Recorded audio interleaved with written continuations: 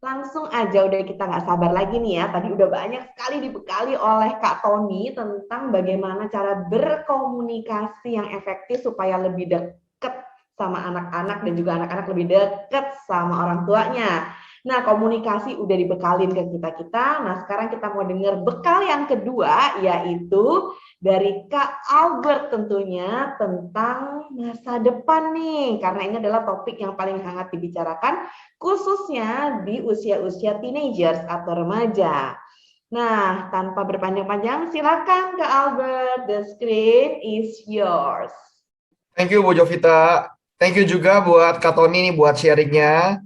Teman-teman semuanya selamat malam, Bapak Ibu semuanya. Senang sekali ketemu teman-teman semua dan juga Bapak Ibu. Oke, tanpa berlama-lama lagi, kayaknya waktu kita juga sangat amat singkat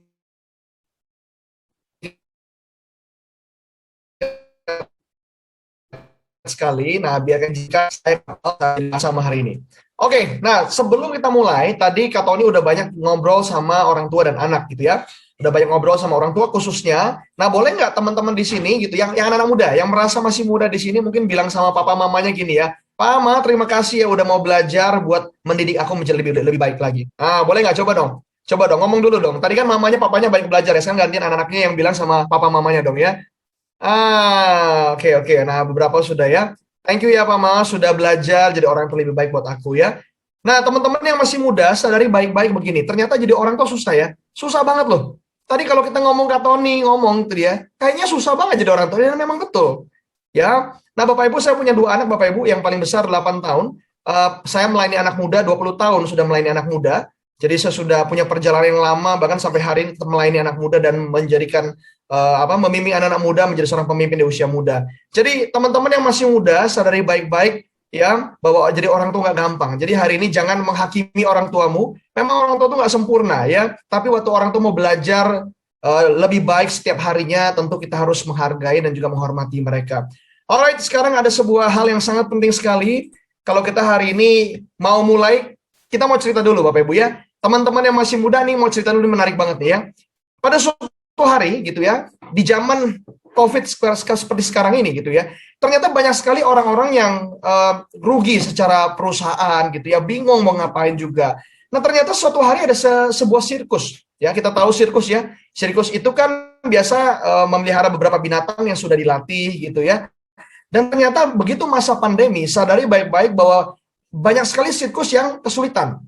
Nah, ada satu sirkus yang sangat kesulitan sampai nggak bisa membiayai kegiatan sirkusnya kembali karena yang nggak bisa show karena semua PPKM gitu ya, semuanya tutup. Dan akhirnya pada saat semuanya tutup, si pemilik sirkus bingung nih. Waduh, gimana nih mau kasih makan hewan-hewan, bingung. Pekerja sudah di layoff, sudah PHK gitu, udah nggak kerja lagi. Tinggal binatang nih. Binatang susah ya. Gimana caranya binatang ini bisa tetap dikasih makan? Nah, singkat cerita binatang ini akhirnya bisa dikasih makan, tapi ada satu binatang yang susah banget dan mahal harganya makanannya. Ya, yaitu apa? Singa. Singa tuh makanannya mahal. Kenapa? Daging. Satu hari bisa banyak banget dagingnya. Gitu ya. Sampai singkat cerita sang pemilik sirkus berkata seperti ini. Aduh, kita kayaknya duitnya sedikit. Kalau kasih makan anjing masih murah lah ya. Kasih makan gajah gitu ya, ambil aja pisang di mana ya, pepaya daun kasih gitu ya. Tapi kalau kasih makan singa itu nggak gampang. Nggak mungkin kita potong daging mana gitu, nggak bisa sembarang potong daging. Akhirnya singkat cerita, sang pemilik sirkus berkata begini, oke, kalau gitu terpaksa singa ini harus kita lepaskan ke habitat alaminya, yaitu di mana? Di padang ya, gitu ya, di padang dilepaskan. Ya, dan semuanya sudah setuju, oke kita lepaskan, tapi karena singa ini sudah lama gitu ya, kita tangkap dari padang terus kita masukin ke sirkus udah lama. Jadi kayaknya kita harus pasang sensor, lalu kita balikin. Nah, singkat cerita, para singa ini ada berapa biji? Ada 5, ya, ada 5 ekor ya, bukan biji, ada ekor ya, 5 ekor, lalu dibawa kembali kepada ke habitat alaminya. Nah, dipasang sensor di kepalanya supaya tahu apakah singa ini mampu nggak bertahan hidup. Nah, yang menarik adalah mereka menunggu 1 hari gitu ya. Oh, bagus nih, masih aman, masih gerak gitu ya sensornya. 2 hari masih gerak sensornya. Tapi yang menarik adalah pada hari yang ketiga, ini sensornya berhenti. 5-5-nya. Dan orang-orang di kebun binatang ini gitu, di sirkus ini ya, mereka pun mulai mencari tahu ini ada apa sama singa ini. Akhirnya mereka pergi ke padang, kita mereka cari singanya. Ternyata 5-5-nya mati. 5-5-nya mati. Dan semua orang bingung gitu ya dan merasa bersalah, aduh kenapa kita kasih 5 ekor singa ini semuanya mati. Nah, sekarang menjadi pertanyaan adalah begini. Hari ini saya mau bertanya sama teman-teman yang masih muda, ya kakak mau nanya sama teman-teman yang masih muda, kenapa singa ini bisa mati? Oke, ada kira-kira yang ada nggak yang kira-kira mau jawab? Oh ya, ngomong-ngomong gini, hari ini saya akan membagikan 4 buku, ya bukunya buku karangan daripada ibu-ibu yang saya kumpulkan gitu yang bisa menjadi cerita inspirasi buat kita, dan juga satu lagi buku murid-murid saya. Jadi murid-murid saya nulis buku ya, ada 9 orang nulis buku, masih anak-anak muda gitu ya, dan saya mau bagikan buat yang jawabannya paling. Kita lihat nih, ini ada dari Bu Sylvia, nggak biasa hidup liar, oke. Dia karena sudah terbiasa dapat makan mereka, jadi nggak bisa cari makan. Oke, dari yang sini tidak tahu harus terkam binatang. Oke. No surviving instinct ya. Ini juga dari Pak Himawan ya. Oh, ini siapa, dari Ibu Melia ya. Oke, insting untuk bertahan hidup sudah tidak ada. Oke. Tapi ada satu jawaban yang paling menarik dari semua ini. Ini adalah rekap dari semuanya gitu ya. Yang paling penting adalah karena jawaban yang paling benar ya. Kenapa singa ini mati gitu ya? Karena satu, singa ini lupa siapa mereka. Singa ini lupa siapa dirinya. Ya, itu jawaban yang paling benar ya. Nah, alasan lain betul karena sudah disediakan makanan, sudah hidup nyaman dan sebagainya. Tapi jawaban yang paling benar adalah waktu seekor singa lupa bahwa mereka adalah seekor raja hutan yang memiliki kemampuan, kekuatan untuk memburu mangsa kemana-mana berada gitu ya. Mereka lupa sama itu. Nah, Bapak Ibu dan teman-teman yang masih muda, hati-hati pada saat kita menjadi orang-orang yang sudah nyaman gitu ya, tanpa mengenal diri sendiri, maka kita hidup dalam dunia ini bisa jadi suatu hal yang kurang efektif dan merugikan setiap kita. Nah, khususnya apa? Anak-anak. Ya, tadi kita sudah banyak bicara soal anak-anak, soal orang tua. Nih sekarang kakak mau bicara sama teman-teman muda. Ya, nah sadar kita nggak tahu siapa diri kita ya teman-teman muda, dengar ya. Kalau kita nggak tahu siapa diri kita di dunia ini, peran kita, apa yang mau kita lakukan, hati-hati. Oke, berbahaya. Oke, berbahaya. Jangan-jangan kita yang nggak bisa survive di dalam dunia ini. Nah, sebagai orang tua, teman-teman muda, dengar baik-baik ya. Tadi sudah banyak ngomong sama orang tua, sekarang saya akan banyak ngomong sama anak muda. Kalau bicara tentang dunia dan masa depan, sadari bahwa kalau kita nggak mempersiapkan diri kita dengan baik, ya seperti singa ini, kita terlalu nyaman, kita lupa siapa kita, ya kita nggak akan bisa menjadi seorang pemimpin, kata-kata tadi Kak Tony bilang ya, menjadi pemimpin yang bisa berhasil di dunia ini. Nah, Bapak Ibu dan teman-teman muda, saya melayani banyak anak-anak muda yang khususnya mengalami hal-hal yang menjadi tantangan dalam kehidupan mereka. Ya, baru beberapa bulan lalu saya menangani seorang anak yang cukup parah dari sepanjang perjalanan saya, cukup parah juga, yaitu anak ini tadi kami ya silat-silat dirinya gitu ya. Dia juga makan narkoba, jual diri juga untuk membeli narkoba dan sebagainya. Ya, saya banyak melihat anak-anak seperti itu. Belum lagi seorang anak yang pada saat nggak tahu siapa dirinya gitu ya, pada saat sudah mulai kuliah, sudah mulai merasakan universitas, nggak tahan secara mental, mereka juga nggak tahu mau kemana, akhirnya udah lulus kuliah pun nggak tahu mau kerja apa, dan akhirnya kebingungan dalam kehidupannya. Oke, nah hari ini Bapak Ibu, saya mau bicara sama Bapak Ibu dulu nih hari ini ya, buat pada orang tua. Ada 3 hal Bapak Ibu yang hari ini saya mau share dari sepanjang saya melayani anak-anak muda, ada 3 hal yang seringkali konten komunikasi yang jarang dibahas oleh orang tua. Nah, 3 konten komunikasi ini akan sangat penting untuk kita kenali. Yang pertama adalah banyak sekali orang tua dan anak jarang membahas bagaimana menolong seorang anak mengenal diri dan seorang anak mampu mengenali dirinya sendiri. Saya banyak sekali nanya sama anak muda, coba jelaskan siapa diri kamu. Mereka bingung. Mereka cuma menjelaskan status. Oh, saya usianya begini, sekolahnya di sini, tinggalnya di sini, hanya status. Sedangkan peran kita sebagai orang tua penting juga untuk menolong anak mengenal dirinya dan juga mampu mereka bisa menerima kondisi diri mereka sendiri. Ya, ini yang saya bilang, waktu singa lupa siapa diri mereka kehilangan potensi besar yang Tuhan taruh di dalam kehidupan mereka. Apa yang Tuhan taruh nggak akan menjadi sebuah hal yang efektif dapat dipakai untuk melakukan sesuatu di masa depan. So, sebagai orang tua, penting sekali ya teman-teman sadari baik, pada saat kalian bisa dekat dengan orang tua, kalian punya sebuah privilege untuk bisa mengenal diri dan menerima diri sendiri. Yang kedua, Bapak Ibu, kalau tadi bicara tentang identitas ya, yang kedua teman-teman sadari baik pada saat kalian ngobrol sama orang tua, kadang-kadang kesel nggak sih ngomong sama orang tua bahwa kok mama, papa kesannya paling benar, selalu yang paling benar gitu ya. Kalau ngomong sama orang tua, selalu orang tua yang paling benar gitu ya. Kita selalu salah. Nah, tapi sadari baik bahwa pada saat kita bisa dekat dengan orang tua, sebenarnya orang tua mengajarkan nilai dan prinsip hidup yang bisa dibilang yaitu wisdom. Ya, jadi anak-anak muda pada saat kita sama orang tua kita, jangan lupa untuk belajar dari orang tua kita dan belajar mengerti kira-kira apa sih yang aku harus lakukan dalam kehidupanku. Apa yang harus aku mengerti dan apa yang harus aku bawa di masa depanku.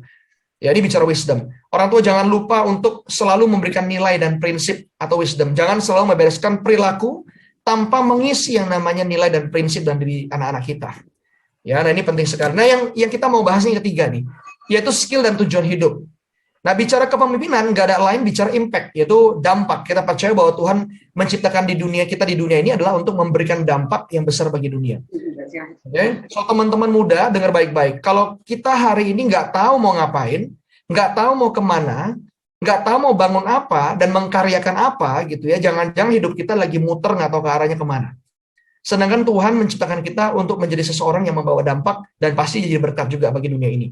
Oke? So, orang tuh jangan lupa bahwa pada saat anak-anak kita belum mendapatkan 3 hal ini, mereka ada di dalam kondisi yang rapuh sekali. Kita tahu bahwa zaman sekarang semakin cepatnya perjalanan ataupun journey gitu ya di dalam teknologi luar biasa, cepatnya luar biasa. Pada saat kita nggak mulai mempersiapkan anak-anak kita dan 3 hal ini, kemungkinan mereka kehilangan jati diri, bahkan arah perjalanan hidup mereka. Sehingga anak-anak muda nggak jadi efektif. So, teman-teman muda dengar baik-baik, coba cek kita dulu, oke? Hari ini kakak mau lebih banyak ngomong sama anak-anak muda nih. Coba cek 3 hal ini. Apakah kita sudah mengenal diri kita secara baik belum? Apakah kita sudah bisa menerima masa lalu dan juga diri kita sendiri? Oke, apakah kita sudah punya prinsip hidup nggak? Banyak anak muda prinsipnya ikutin orang lain, bukan punya prinsip hidup sendiri, bukan punya warna sendiri. Oke, kebanyakan kita anak muda cuma ikut-ikutan orang lain. Apa yang orang rasa baik kita ikutin, apa orang rasa benar itu kita ikutin. Padahal harusnya kita hidup dari sebuah prinsip. Ya, papa kakak pernah ngomong gini. Ya, orang yang nggak punya prinsip adalah orang yang akan pernah bertahan dalam kehidupan. Artinya bingung mau kemana. Ya, nggak jelas hidupnya. Yang ketiga adalah tanya sama diri kita, teman-teman muda, coba tanya sama diri kita, apakah hari ini kita sudah punya belum tujuan hidup yang jelas dan skill apa yang mau kita bangun dalam kehidupan? Nah, coba pikir dulu, ada nggak? Saya mau kemana ya? Skill apa yang saya mau ahli handal dalam melakukannya? Bahkan orang bayar saya mahal buat ini. Oke, kalau belum ada, tolong pikirkan. Karena jangan sampai masa muda kita yang lagi penuh dengan semangat, yang kreatif gitu ya, kita cuma habiskan untuk main game. Oke, bukan game nggak boleh, boleh banget. Justru kakak harus seorang gamer. Bahkan sampai hari kakak masih main game. Oke, tapi sadari baik-baik kalau kita nggak tahu kita mau kemana, game adalah menjadi salah satu tujuan penting. Oke, tapi kalau kita tahu kita mau kemana, game hanyalah salah satu bagian kecil untuk membuat kita bisa menikmati perjalanan kita. Oke, so itu perbedaan di sana. Nah, Bapak Ibu dan teman-teman muda nih, kakak cuma mau ngomong gini. Yang namanya masa depan ini begitu luar biasa cepat sekali. Ini koran BBC ya. Ini koran BBC berkata begini. Otomasi robot akan mengambil 8 juta pekerjaan di tahun 2030. Maksudnya apa? Maksudnya gini, nanti ya 9 tahun lagi nih, artificial intelligence atau kecerdasan buatan, atau kita sebutkan robot ya, kecerdasan buatan, itu akan mengambil 800 juta pekerjaan sehingga banyak sekali orang-orang nggak kerja. Karena bagian pekerjaannya diambil perannya oleh robot atau artificial intelligence. 2030. Sekarang kakak coba mau ngobrol sama teman-teman muda. Kira-kira apakah kalian siap nggak pada saat artificial intelligence mengambil alih? Apakah kita siap nggak? Apa kita yakin nggak kita bisa sukses? Oke, coba kita pikirin baik-baik ya. Bapak Ibu sadari baik bahwa masa depan ini akan menjadi sebuah hal yang tidak terduga sama sekali. Makanya sekarang banyak sekali yang sudah bilang tentang disruption, yang banyak bilang bahwa perubahannya nggak bisa kita bayangkan. Apalagi sejak ada COVID semuanya berubah luar biasa. Nah, sadari bahwa perubahan ini sangat cepat jika anak-anak kita, teman-teman muda, kalau kita hari ini nggak bisa mempersiapkan diri kita, bahayanya luar biasa. Oke? Nah, kalau bicara tentang apa sih yang perlu anak-anak muda punya nih zaman sekarang, ya, ini adalah sebuah survei diambil daripada World Economic Forum. Ini diambil dari semua orang-orang petinggi ataupun influencer, orang-orang yang punya pengaruh di dunia, khususnya di bagian ekonomi. Ini seluruh orang di dunia kumpul jadi satu. Terus mereka merapatkan kira-kira apa sih skill yang diperlukan untuk masa depan buat anak-anak muda. Oke, ini ada 10 skill. Orang tua coba kita perhatikan. Kenapa? Karena sekolah nggak semuanya diberikan oleh sekolah hal ini. kenapa makanya orang tua kita juga perlu ngelihat ini juga perlu buat anak kita. Ya, teman-teman muda coba lihat ya. Analytical thinking and innovation, dan sebagai coba ini kita baca ya, kita nggak akan terlalu fokus ke sini karena waktunya juga. Tapi intinya, dunia makin cepat, perjalanan makin cepat. Kita nggak hari ini, kita bisa jam. Di tahun 2000 sampai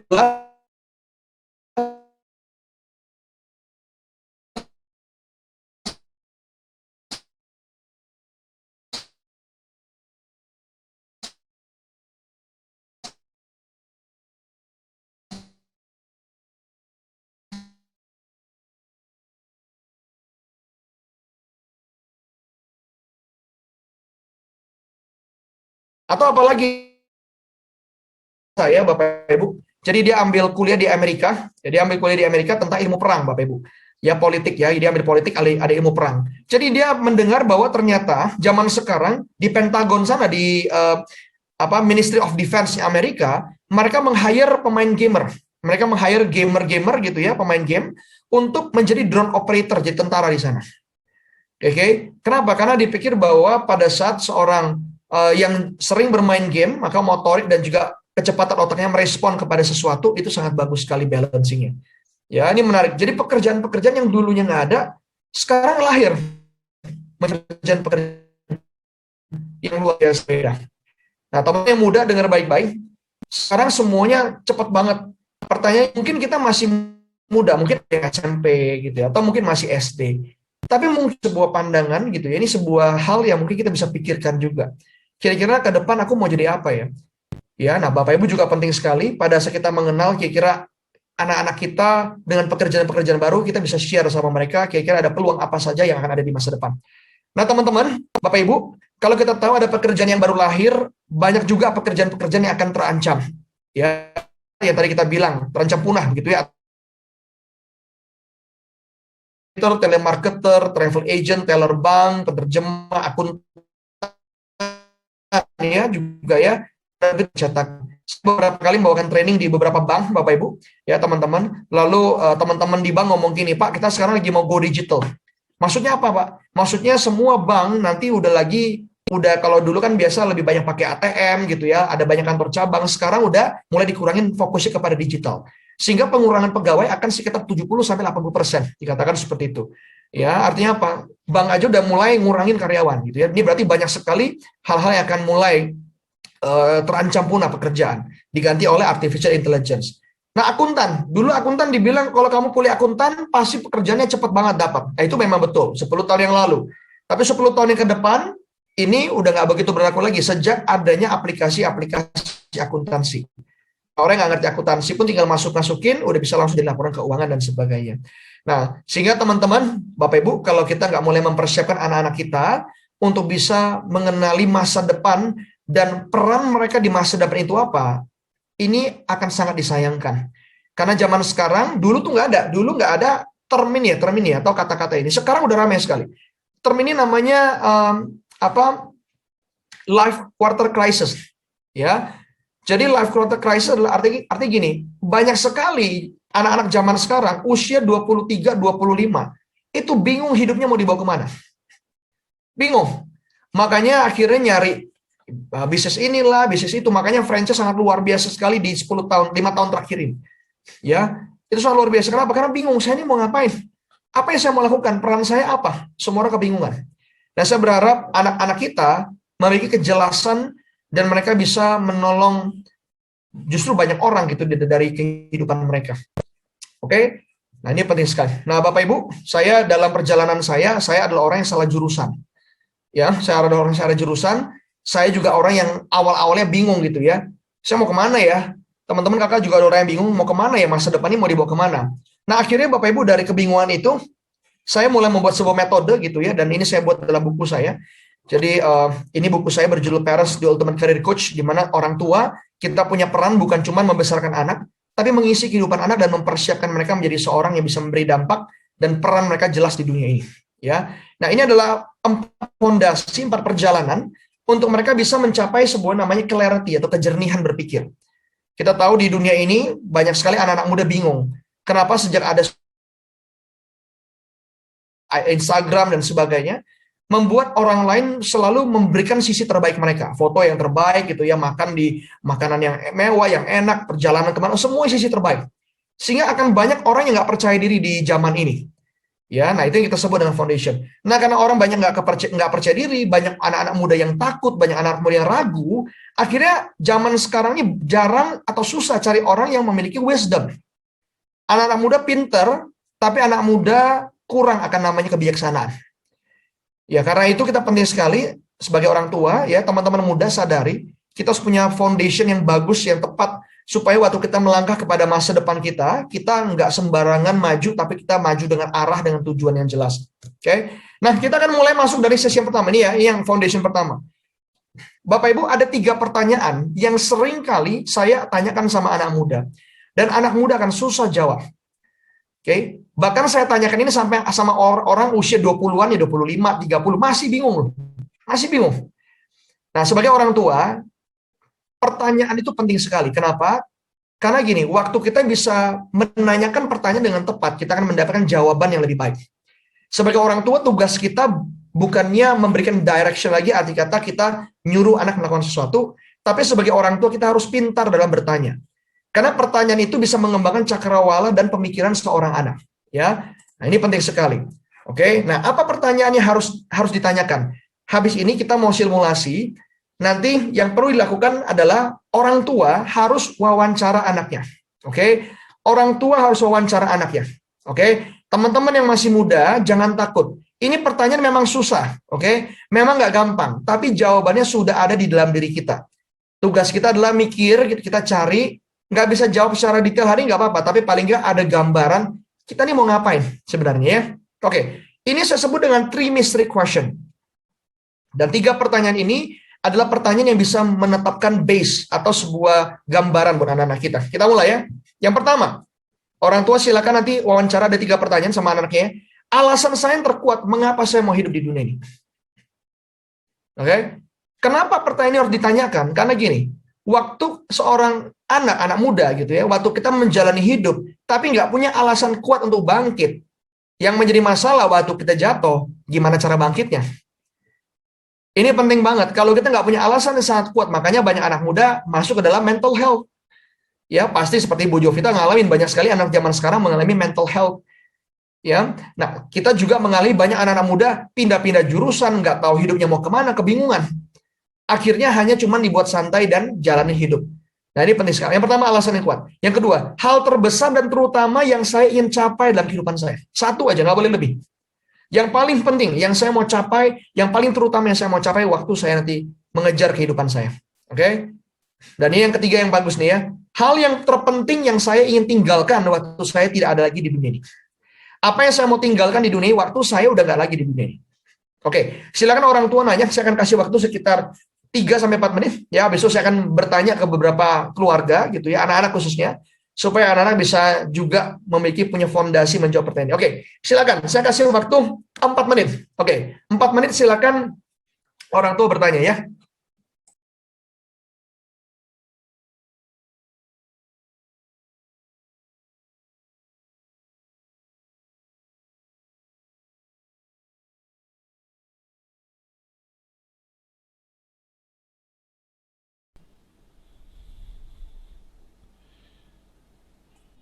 Oke, yang penting adalah tanya santai aja Bapak Ibu ya. Jadi nggak usah seperti integrasi, tapi lebih banyak santai ngobrol. Oke, Jangan teman-teman yang dipaksa muda. ya anaknya ya, Kak Albert ya. Kasihan nanti Betul, anaknya ya. betul, Oh, nanti jangan anaknya dipaksa. stres. Masa kamu nggak punya? Ya nggak apa-apa lah ya. Benar, benar, benar. Nah, itu yang sering terjadi betul tadi. Betul. Oke, nah ini penting banget nih buat teman-teman yang muda. Nggak apa-apa open, karena gini, nggak ada orang yang paling bisa mendukung kamu dan memberikan hidup mereka buat masa depan kamu selain pada orang tuamu. Oke, nggak ada yang lain. Bukan teman kamu, ya, bukan sahabat kamu, ya, mungkin sahabat kamu bisa mendukung kamu gitu ya. Tapi yang bisa memberikan hidup mereka seutuhnya untuk memberikan dukungan terbaik dan hidup mati mereka ya orang tua, nggak ada lagi yang lain. Albert, kalau pada saat Ya, bertanya kemudian anaknya bertanya balik ke orang tuanya, apakah orang tuanya bisa menjawab versi orang tuanya? boleh kalau misalnya orang tua bisa memberikan sebuah gambaran, boleh juga. Iya, iya. Ya, jadi betul, betul Kak Jovita, ini bisa jadi saling diskusi juga gitu ya. Nah, inilah makanya ya konten pembicaraan orang tua sama anak remaja tuh harusnya kayak begini ya, Kak Albert ya. Betul, betul, Benar. betul, Kak Tony. Berkualitas ya, mempertajam ini ya setiap hari ya. Gitu. Setuju, setuju. Jadi fokusnya bukan ke perilaku saat ini, tapi ke mempersiapkan masa depan. Benar, setuju, setuju. Jadi memang kalau bicara kita sebagai orang tua, kebanyakan kita selalu ngomong apa yang kelihatan gitu ya. Kita ngomong sama anak apa yang kelihatan, tapi seringkali bicara fondasi itu seringkali nggak dibahas. Ya, nah mungkin ini saya sambil jawab ini kali ya Kak Tony, sambil nunggu ya, boleh ya? Ya, boleh Ya, silakan. boleh, Ya. boleh, silakan. Oke, ini ada Ibu Paula bilang nih, semua teori dipaparkan bagus tapi kadang sulit konsisten melakukan karena orang tua dan apa ini ya? Bawahnya di bawahnya, Anak- Kak. Dan, Dan anak punya masalahnya masing-masing. Oh, Kadang iya. timingnya tidak sinkron sehingga sering jadi konflik. Yes, ini setuju, ini setuju. Kalau kata tadi Kak Tony juga sampaikan ya, tadi saya juga ingat bahwa ya sebagai orang tua kita juga perlu lihat timing, lihat waktu. Yang jelas setiap anak juga pasti punya tantangan masing-masing. That's why kenapa kita perlu lihat kapan kita bisa masuk untuk bisa nyentuh hatinya mereka. Betul. Konteks itu namanya konteksnya harus tepat. Timing tepat. Setuju. Oke, nah mungkin ini anak saya tidak tahu alasannya untuk hidup. Dan ada yang udah selesai nih, Kak. Ada yang udah selesai tuh, Feni. Oke, Feni oke. itu Ibu Feni. Ibu Feni, ya Ibu Feni. Ibu Feni sama Ibu Paula ya. Nah Ibu Feni, silakan Ibu Feni. Coba di open mic Ibu Feni. Ya, makasih Kak. Mm-mm. Ini salah. Bu Feni-nya keliru nih, bukan Bu Feni itu. Ya, makasih Kak. Ya, Oh, bukan.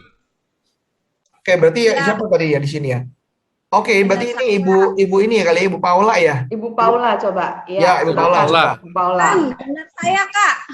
Halo, Halo. Ya, nggak apa-apa Ibu Paula dulu, Ibu Paula aja, Ibu Paula. Sebentar ya, Bu Feni ya, sebentar. Bu Paula udah siap? Oke Kak. Oh, oke. Pertanyaan yang pertama, anak saya menjawab untuk mengejar cita-citanya. Mm-mm. Oke, yang Lalu kedua. yang kedua, cita-cita saya dan membahagiakan orang tua. Yang ketiga, Kemudian Bu. yang ketiga, ingin mendapatkan karma baik dari perbuatan, doa, dan amalan. Oke, bagus. Nah, Ibu Paula kalau bisa ini digali terus. Contoh seperti cita-citanya apa secara spesifik ya. Terus karma dan amalan seperti apa secara spesifik yang mau ditinggalkan. Itu memang sangat penting. Jadi fondasinya bukan cuma sekedar level kulit ya, tapi sampai kedalaman, sampai why-nya bisa terasa dan juga anak-anak benar-benar motivasi. Ya. Oke, tadi kita lanjut ke Ibu Feni. Bu Feni lagi ya, Feni. Oke, Ya. thank you. Ya. Makasih Kak. Ya, silakan. Kalau untuk pertanyaan yang pertama, alasan mengapa mau hidup di dunia, ingin berguna bagi orang lain. Terus kalau pertanyaan yang kedua, hal yang terbesar, pengen punya perusahaan sendiri. Kemudian hal yang ketiga, pada saat meninggal jasanya diingat sehingga orang lain bisa melanjutkan hal tersebut. Oke. Wah, luar biasa ya. Nah, itu perlu didetailkan lagi ya Bu Feni ya. Nah, untuk Ibu Feni sama Ibu Paula ya, nanti saya akan kirim buku, nanti mungkin dari panitia, teman-teman panitia mungkin boleh kasih saya kontaknya ya, nanti biar tim kami akan hubungi juga ya untuk mengirimkan buku ya.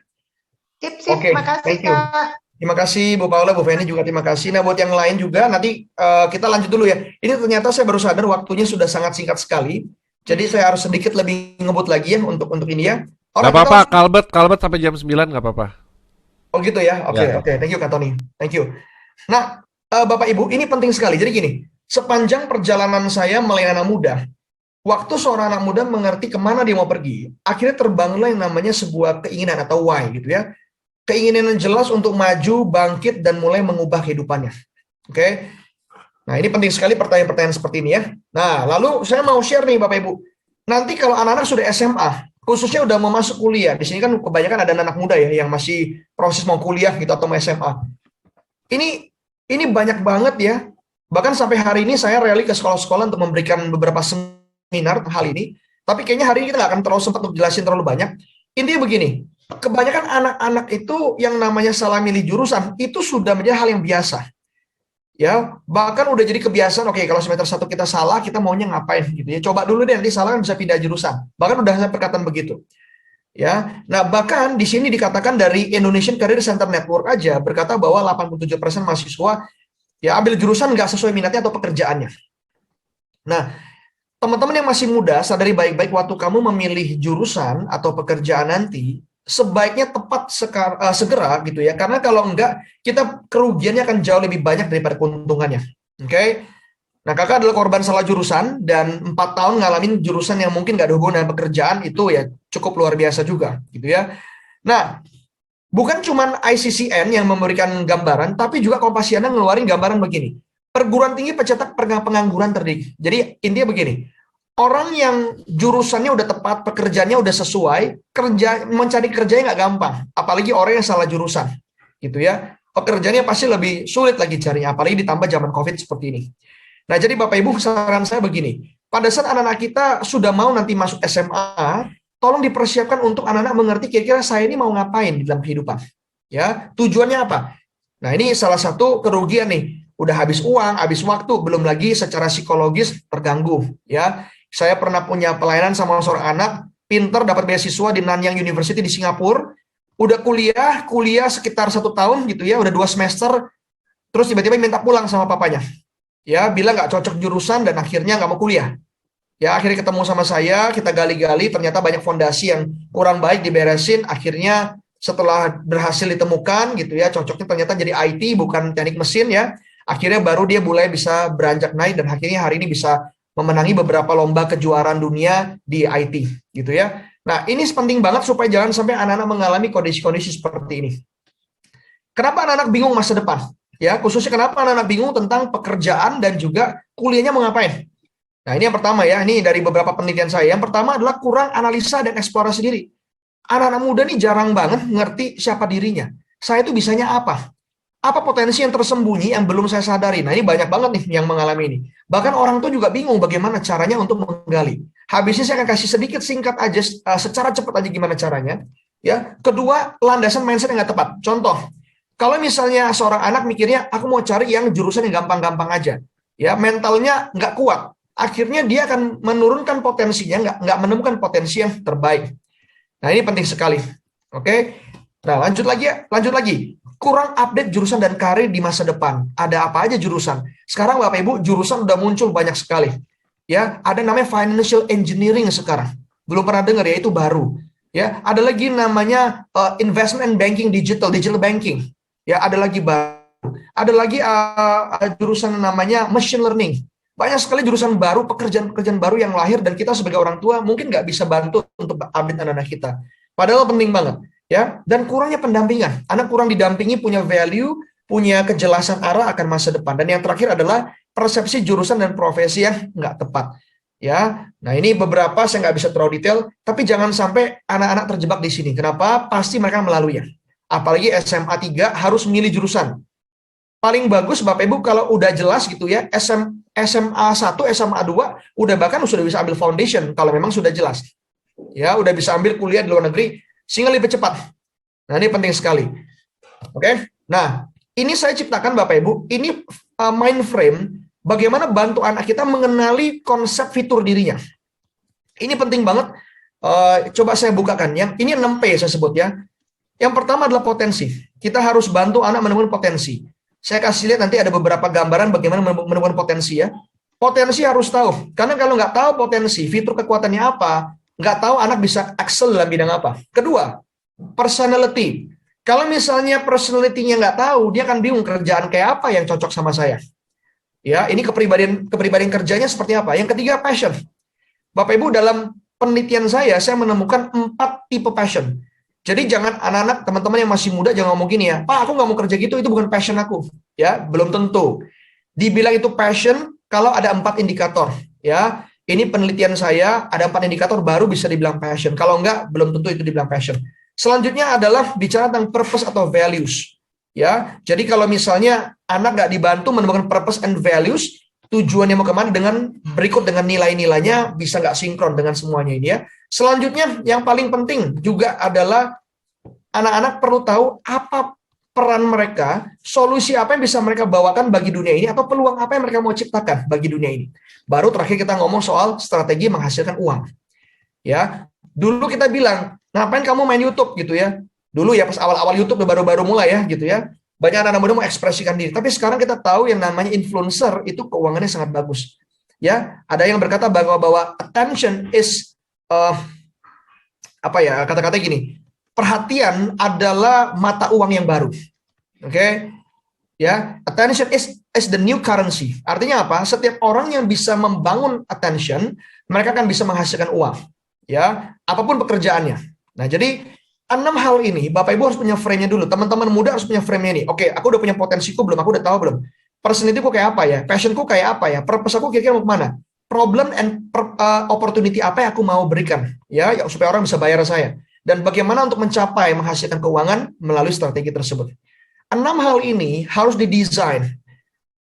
Kalau tes jurusan atau tes kita sebut tes bakat minat, ini nggak bisa mendesain semua ini. Ini perlu namanya bantuan mentoring. Orang-orang yang secara spesial dan secara keilmuan bisa menolong merangkai desain untuk jalur hidup seseorang. Ya, ini 6P. Ya, nah kita mulai potential. Ini saya nggak akan bahas cepat, Bapak Ibu. Ini adalah 8 kecerdasan teori Howard Gardner. Ilmu ini dikatakan begini, setiap orang punya kecerdasannya masing-masing. Ada 8, bahkan sekarang 9, cuman yang 9 mungkin nggak terlalu saya bahas, tapi ini 8 kecerdasan yang dimiliki orang-orang. Nah, teman-teman yang masih muda, coba lihat dari 8 kecerdasan ini, kira-kira saya punya kecerdasan di mana? Ini potensi kita. Waktu kita tajamin, kita buat makin tajam, makin handal, ya ini bisa jadi uang, gitu, bisa menghasilkan sesuatu. Oke, ini potensi, tapi kita nggak mau bahas di sini, terlalu panjang, ya. Ini personality, saya juga nggak bisa bahas terlalu panjang. Intinya adalah setiap orang, Bapak Ibu harus bisa mengerti kira-kira anak saya kerjaannya cocok dengan kepribadian seperti apa. Saya cepat banget ini. Saya ngebut sedikit karena waktu kita akan sangat singkat. Saya nggak mau makan waktu pertanyaan nanti buat Bapak Ibu sekalian. Ini adalah bagaimana seseorang mengisi energi atau mengisi semangatnya. Ada orang introvert dan orang extrovert. Ya, kalau misalnya orang ekstrovert ngecas energinya, merasa semangat, merasa termotivasi waktu ada di lingkungan ramai. Ya, ketemu orang baru, ke komunitas baru, ketemu dengan network, ketemu dengan keramaian, makin semangat. Ketemu orang baru gitu, semangat dia, menambah energinya. Kalau orang introvert, ini dia akan lebih suka mengisi energi waktu sendirian. Ya, di dalam tempat yang nggak begitu ramai, ya, dengan orang-orang yang sedikit, nggak terlalu banyak. Pekerjaannya apa? Kalau tipikal orang pekerjaan ekstrovert harus ketemu orang-orang baru dan mobile pekerjaannya. Biasa kerja langsung mobile, kerja lapangan, ketemu sama orang baru. Contoh pekerjaan seperti PR gitu ya. Contoh pekerjaan seperti salah satu entrepreneur juga bisa gitu ya. Di bagian advertising atau entertainment ini bisa cocok. Ya, kalau di bidang orang-orang introvert adalah orang-orang yang mungkin nggak banyak ketemu sama orang lain. Contoh di bidang finance contohnya, yang lebih banyak data teknikal gitu ya, baca data, baca keuangan dan sebagainya. Nah, ini bisa dilihat kira-kira ke arah mana ya anak-anak saya. Oke. Nah, bukan cuma ini doang. Kita harus bisa lihat pola lain, yaitu bagaimana anak saya nerima informasi. Ada yang nerima informasinya sensing, ada yang intuitif. Kalau orang sensing lebih banyak pakai sensesnya. Jadi apa yang dia lihat, apa yang dia rasa, dikecap, dia lihat ya, itu akan menjadi suatu hal yang berupa data yang dia lebih suka lihat. Jadi gini, orang sensing adalah tipikal orang yang lebih suka lihat data. Jadi berbicara itu harus informasinya berupa data yang bisa dia lihat, dia rasakan.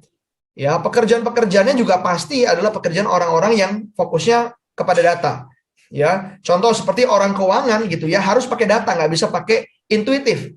Intuitif itu contohnya orang-orang yang punya ide, dia suka brainstorming, orang-orang yang terbuka kepada kemungkinan-kemungkinan baru. Mereka adalah orang-orang yang fokusnya kepada konsep gitu ya, bukan kepada data. Nah, ini pekerjaannya juga sudah beda, Bapak Ibu. Oke. Ada lagi, bagaimana membuat keputusan. Anak kita bisa dua, bisa thinking atau feeling. Kalau orang thinking, itu fokusnya melibatkan logika dalam membuat keputusan. Jadi mereka akan nggak begitu fokus kepada perasaan orang lain. Ya, jadi orangnya biasa detail, cermat. Kalau ngelakuin sesuatu, membuat keputusan, yang penting adalah kebenarannya. Orang nggak suka itu juga nggak masalah. Yang penting saya memutuskan yang benar, gitu ya. Beda sama orang feeling, memikirkan perasaan orang terlebih dahulu. Ya, jadi pekerjaannya lebih banyak mikirin perasaan orang lain, membuat orang lain senang, gitu ya. Contoh pekerjaan seperti psikolog, gitu ya. Mereka orang-orang yang lebih banyak berfokus untuk melihat perasaan orang lain. Nah, kalau thinking lebih baik logika. Nah, ini pekerjaan juga bisa sudah dibedakan. Ya, pekerjaannya seperti apa. Nah, yang terakhir adalah bagaimana gaya kerja anak kita. Ada judging, ada perceiving atau prospecting di sini. Judging itu apa? Tipikal kerja orang judging adalah orang planning. Misalnya ujian minggu depan sekarang udah nyicil.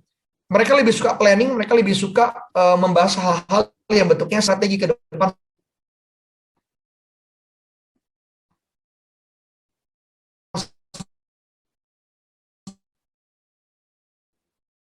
Seperti apa. Beda sama prospecting. Besok PR gitu ya, besok PR dikumpulin, besok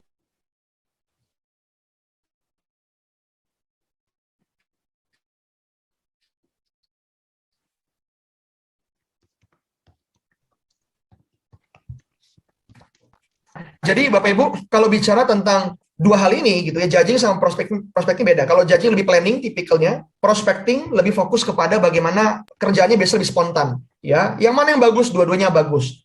Kalau judging, orang yang lebih banyak dia harus fokus kepada planning jangka panjang. Ya, lebih banyak strategi. Kalau orang prospecting atau perceiving, mereka lebih spontan, lebih fleksibel pekerjaannya. Contoh, kalau orang prospecting cocoknya di event. Kalau event tuh bisa berbeda dari apa yang sudah dirancangkan dan mereka adalah orang spontan, langsung bisa menemukan kira-kira solusi dan opsi di masa tersebut. Beda sama orang judging yang kalau sudah terkena masa-masa spontan, oh bingung nih mau ngapain ya, gitu ya. Jadi ini punya plus dan minusnya sendiri. Oke, nah ini kalau kita ngerti 4 hal ini, bisa jadi fondasi berpikir. Saya tuh cocoknya kerjaan yang apa ya? Nah, gitu ya, kira-kira ya. Nah, oke, kita nggak akan bahas di sini, tapi singkatnya ada bisa dibagi 4. Kalau dari teman-teman SJ sama SP, kalian adalah orang yang tipikalnya eksekutor gitu ya, yang lebih suka ngelakuin. Inovasi dilakukan di tengah-tengah sambil menjalankan. Kalau teman-teman nanti adalah orang NF dan orang NT, teman-teman adalah orang yang lebih konsep, berpikir gambaran besar, ya, lebih banyak idenya gitu ya. Nah, singkatnya saya nggak bisa terlalu banyak detail di sini, tapi intinya Bapak Ibu dan teman-teman, ini adalah framework berpikir untuk kita bisa ngerti bagaimana bantu anak-anak kita dan teman-teman yang masih muda. Ini adalah framework untuk bantu kita mikir kira-kira pekerjaan apa atau jurusan apa yang saya cocok untuk ambil. Oke. Nah, terakhir yang saya mau tutup begini. Kalau kita udah tahu ini semua, ini akan menciptakan sebuah gambaran atau benang merah. Ya, jadi kalau kita flow-nya dari satu, potential, personality, passion, purpose and value, problem, peluang, dan juga profit akan menjadi sebuah benang merah yang kita bisa tahu kira-kira desain kita kemana. Oke. Nah, hari ini saya mau cuma ngomong teman-teman adalah yaitu problem. Bapak Ibu pernah dengar nggak anak-anak kita selalu ngomong passion, passion, and passion? Ya, teman-teman yang masih muda, kakak cuma mau bilang gini, jangan cuma mengandalkan passion, tapi kita nggak pernah ngerti dari passion kita problem apa yang mau kita solve. Oke, jangan ngandalin passion. Oke, aku suka ngelakuinnya, aku happy ngelakuinnya. Tapi sekarang opportunity yang kamu mau share apa ke orang lain? Apa yang mau kamu create jadi mahal harganya? Apa yang mau kamu jawab masalah yang kamu mau jawab itu apa? Jadi jangan berhenti di level passion, karena orang yang berhenti di level passion adalah orang yang cuma fokus senang melakukan sesuatu, tapi nggak bisa produce sesuatu. Oke, kita harus berpikir punya passion harus bisa producing something, ya punya passion harus bisa solve problem and create opportunity. Nah itu yang penting banget disadari oleh teman-teman. Contoh, ya ini adalah orang-orang yang ngelihat problem dan mereka pikirin gimana how to solve-nya. Contoh ini adalah yang namanya Kevin Kumala. Kevin Kumala tahu bahwa dunia sedang mengalami yang namanya krisis karena mengalami global warming karena plastik. Ya, Kevin berpikir bagaimana caranya untuk menciptakan plastik yang ramah lingkungan. Ya, dan dia akhirnya menciptakan bioplastik dari saripati singkong. Ya, akhirnya apa? Ini plastik yang bahkan dipakai sudah 80% bisa dibilang terakhir datanya kalau nggak salah 30 negara lebih memakai produknya dia. Yaitu di mana plastiknya itu bisa kalau kena air ya lama-lama bisa lebur gitu dan bisa bahkan diminum ya karena dari singkong. Jadi waktu ada problem dia solve. Ini juga ada Dr. Koirul ya. Dia berpikir kenapa ya orang-orang kalau ngomong tuh dulu kresek-kresek ya. Kalau telepon gitu kayaknya sinyalnya nggak bagus tuh kenapa gitu ya. Dan dia akhirnya menemukan sebuah teknik baru yang disebut dengan fast Fourier transform.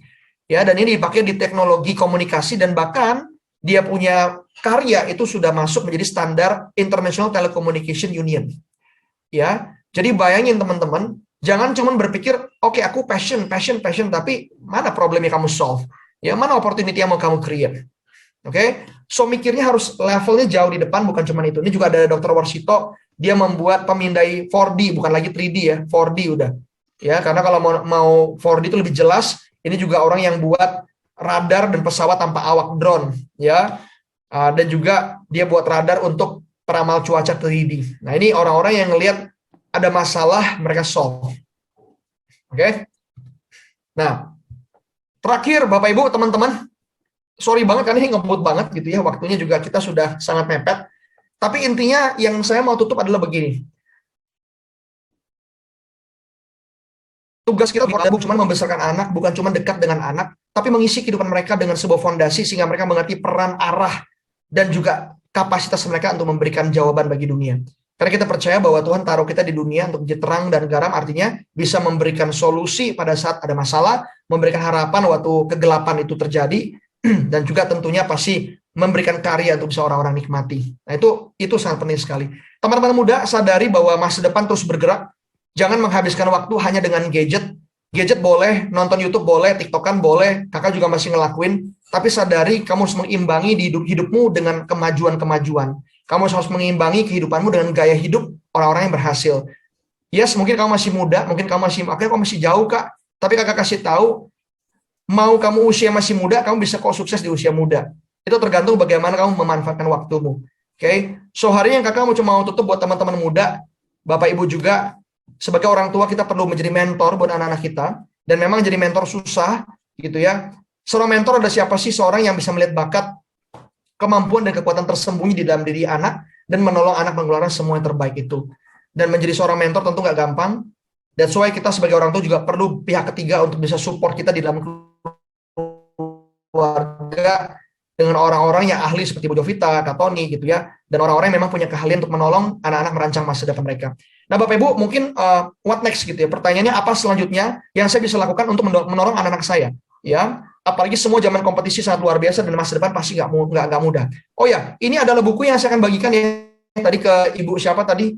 Ini buku saya sebelah kiri ya, Parents the Ultimate Career Coach ya. Ini buku saya, ini adalah buku workbook. Dan satu lagi sebelah kanan adalah buku How I Love You. Ini buku 13 ibu-ibu yang saya kumpulkan untuk menulis buku. Jadi buku ini akan saya bagikan tadi buat ibu-ibu yang saya sebutkan namanya, ya.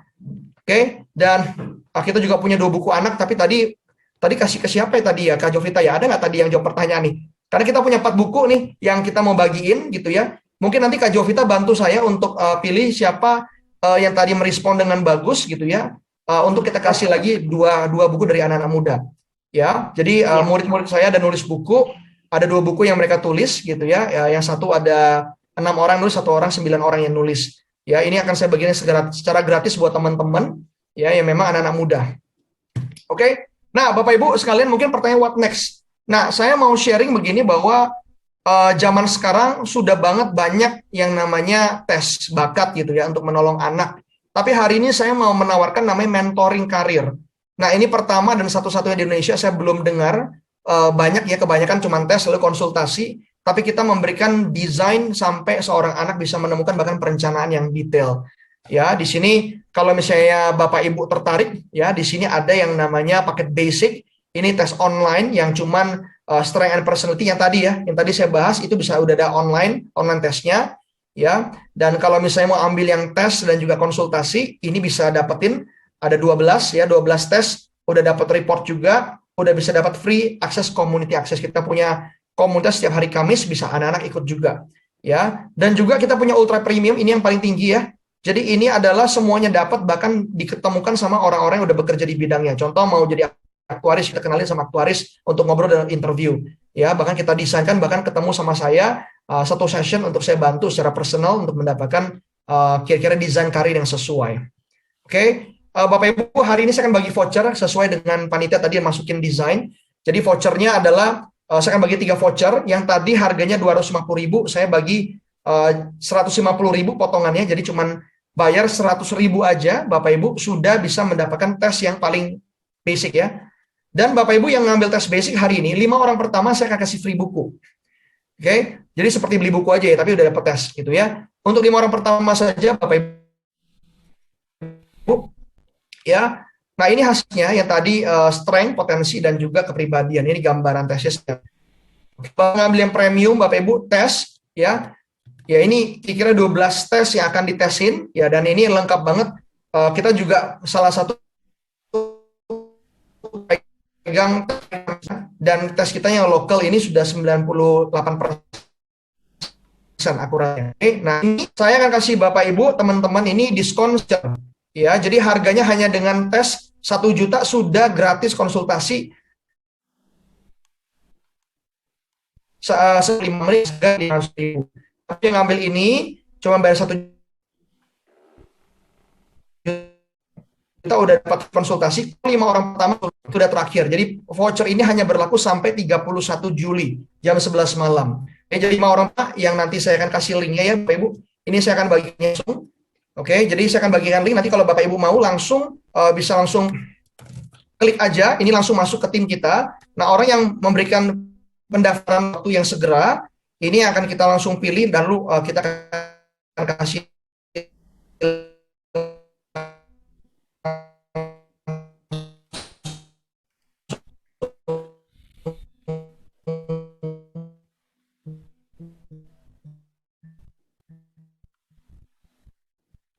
Untuk Albert suaranya putus-putus ya. Kayaknya ya, betul. Sebentar. Oke, sekarang udah jelas Belum. Belum, Aduh, masih hilang Masih timbul putus-putus. gitu. Mm-mm. Ya.